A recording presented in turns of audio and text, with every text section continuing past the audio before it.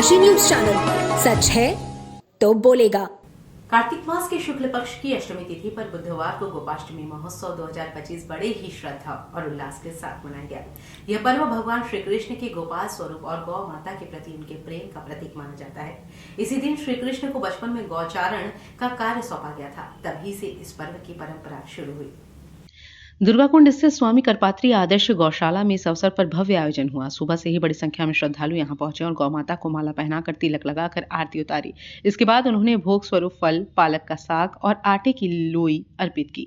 श्रद्धालुओं ने गौ माता की चरण स्पर्श कर समृद्धि, सुख, शांति और परिवार में खुशहाली की कामना की। कार्यक्रम में सीएम एंग्लो बंगाली कॉलेज के पूर्व प्रधानाचार्य राजकुमार पाठक ने कहा कि हमने गुरु परंपरा के अनुसार गौ माता की पूजा कर आशीर्वाद लिया है। आज हमने यहाँ एक गाय का दान भी किया है। वैदिक परंपरा के अनुसार जीवन में एक गाय दान करना पवित्रतम कर्म माना गया है। राजकुमार पाठक ने बताया कि वे पिछले 12 वर्षों से स्वामी करपात्री धर्म संघ में गोपाष्टमी के अवसर पर नियमित रूप से पूजा अर्चना करने आते हैं। उन्होंने कहा कि गौ माता की पूजा से आत्मिक आनंद और शांति की प्राप्ति होती है। उन्होंने आगे कहा कि वर्तमान सरकार भी गौ संरक्षण को प्राथमिकता दे रही है। वाराणसी के साधु संतों द्वारा गौ माता को राष्ट्रमाता घोषित करने की जो मांग उठाई गई है, हम भी उसका समर्थन करते हैं और सरकार से आग्रह करते हैं कि गौ माता को राष्ट्रमाता का दर्जा दिया जाए। गोपाष्टमी के इस अवसर पर गौशाला परिसर भक्ति, आस्था और वैदिक परंपरा की गूंज से भर उठा। श्रद्धालुओं ने मिलकर गौ सेवा का संकल्प लिया और कार्यक्रम का समापन गौ माता की आरती और प्रसाद वितरण के साथ हुआ। इस प्रकार की यहाँ पर पूजा की है। हम गोपाष्टमी की पूजा प्राय जैसे होता है वैसे किया गया है।